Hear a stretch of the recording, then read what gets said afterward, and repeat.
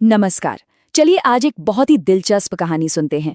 ये कहानी है एक किसान की, एक लालची साहूकार की और एक ऐसे जादुई बाजार की जहां ईमानदारी और लालच की सीधी टक्कर होती है। कहानी की शुरुआत होती है एक बहुत ही कह सकते हैं दुखद सीन से। हमारा मेन कैरेक्टर है रामू, एक बहुत मेहनती किसान जो अपनी तबाह हो चुकी फसल को देख रहा है। जोरदार बारिश ने सिर्फ उसकी फसल ही नहीं बल्कि उसकी सारी उम्मीदों पर भी पानी फेर दिया है। और यहीं से ना कहानी का सबसे बड़ा सवाल खड़ा होता है, एक ऐसा सवाल जो हमेशा से मायने रखता है कि जब एक ईमानदार इंसान का सामना एक बेरहम लालच से होता है तो जीत आखिर किसकी होती है। तो चलिए सबसे पहले देखते हैं कहानी का पहला हिस्सा, जहां हम ये समझेंगे कि कैसे एक किसान की हंसती खेलती जिंदगी अचानक से निराशा के अंधेरे में डूब जाती है।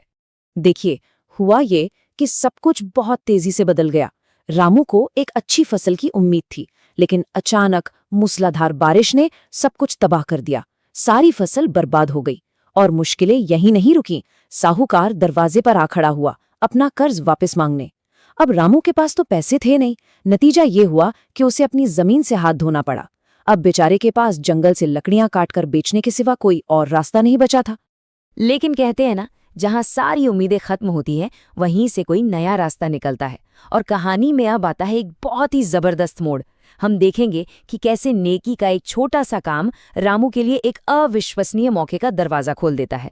जंगल में लकड़ियां काटते काटते रामू की मुलाकात एक भूखे साधु से हुई। अब जरा सोचिए, रामू खुद मुश्किल में था, जेब में कुल जमा 5 रुपए थे, लेकिन फिर भी उसने एक पल भी नहीं सोचा और वो पैसे साधु को दे दिए ताकि वो कुछ खा सके। ये दिखाता है कि वो दिल का कितना अच्छा था। रामू की इस नेकी से वो साधु इतने खुश हुए कि उन्होंने उसे एक राज की बात बताई। उन्होंने उसे जंगल के और अंदर एक छिपे हुए बाजार का रास्ता बताया, एक ऐसी जादुई जगह जो सिर्फ उन्हीं लोगों के लिए खुलती थी जिन्हें सच में मदद की जरूरत होती थी। जंगल के बीचों बीच एक बाजार, भला ये कैसे हो सकता है? ये सुनने में ही नामुमकिन लगता है। जब रामू साधु के बताए रास्ते पर आगे बढ़ा तो जो उसने देखा उस पर उसे खुद यकीन नहीं हुआ। और जब वो वहां पहुंचा तो यकीन मानिए, उसकी आंखें खुली की खुली रह गईं। पेड़ों के बीच एक रोशनी थी, लोगों का शोर था और एक पूरा बाजार लगा हुआ था। और वहां की कीमतें 50 किलो अनाज सिर्फ 1 रुपए में। मतलब ऐसा तो कोई सपने में भी नहीं सोच सकता। ये एक ऐसा मौका था जो रामू की पूरी जिंदगी बदल सकता था। तो रामू को ये मौका तो मिल गया, पर सवाल ये है कि उसने इस मौके का इस्तेमाल कैसे किया। अब देखते हैं कि उसने अपनी मेहनत और ईमानदारी से कैसे न सिर्फ अपनी बल्कि पूरे गांव की किस्मत बदल दी। रामू ने इस मौके को सोने में बदल दिया। वो उस जादुई बाजार से सस्ता अनाज लाता और गांव में बिल्कुल सही दाम पर बेचता, जिससे उसे भी मुनाफा होता और गांव वालों को भी राहत मिलती। धीरे धीरे उसका काम बढ़ता गया। उसने दालें और मसाले बेचना भी शुरू कर दिया और देखते ही देखते उसने गांव के चौक पर अपनी एक बड़ी दुकान खोल ली। वो एक बार फिर अपने पैरों पर मजबूती से खड़ा हो गया था। और फिर वो दिन भी आया जिसका रामू को बेसब्री से इंतजार था। वो पूरे आत्मविश्वास के साथ साहूकार के पास गया, उसका एक एक पैसा चुकाया और अपनी जमीन के कागजात वापस ले लिए। ये सिर्फ कर्ज चुकाना नहीं था, ये उसकी मेहनत और ईमानदारी की जीत थी। लेकिन अक्सर ऐसा ही होता है ना? किसी की कामयाबी दूसरों की आंखों में चुभने लगती है। रामू की ये तरक्की उस लालची साहूकार को बिल्कुल भी रास नहीं आई और यहीं से कहानी के असली टकराव की शुरुआत होती है। यहाँ पर हमें साफ साफ 2 रास्ते दिखाई देते हैं। एक तरफ है रामू का रास्ता, जो ईमानदारी, मेहनत और सबकी भलाई का रास्ता है, और दूसरी तरफ है साहूकार, जो लालच, जलन और धोखे के अंधेरे रास्ते पर चल रहा है। साहूकार को ये बात हजम ही नहीं हो रही थी कि आखिर रामू के पास इतना पैसा आया कहां से। तो अपनी बुरी नीयत के चलते उसने चुपके से रामू का पीछा करना शुरू कर दिया और उस जादुई बाजार का राज पता लगा लिया।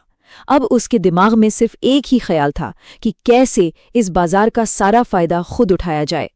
अगले दिन वो लालची साहूकार जब अकेला उस जगह पहुंचा तो जाहिर है उसे वहां कुछ नहीं मिला, क्योंकि वो बाजार तो सिर्फ नेक दिल और जरूरतमंद लोगों के लिए था, लालची लोगों के लिए नहीं। जब साहूकार ने बौखलाकर रामू से इस बारे में पूछा तो रामू ने उसे सच बता दिया। ये सुनकर साहूकार का गुस्सा 7वें आसमान पर पहुंच गया और उसने रामू को धमकी दे डाली। और बस गुस्से और जलन में अंधे होकर साहूकार ने वो किया जिसकी किसी ने कल्पना भी नहीं की थी। उसने आधी रात को जाकर रामू की दुकान में आग लगा दी। लेकिन वो ये नहीं जानता था कि उसका ये घटिया काम कोई देख रहा था।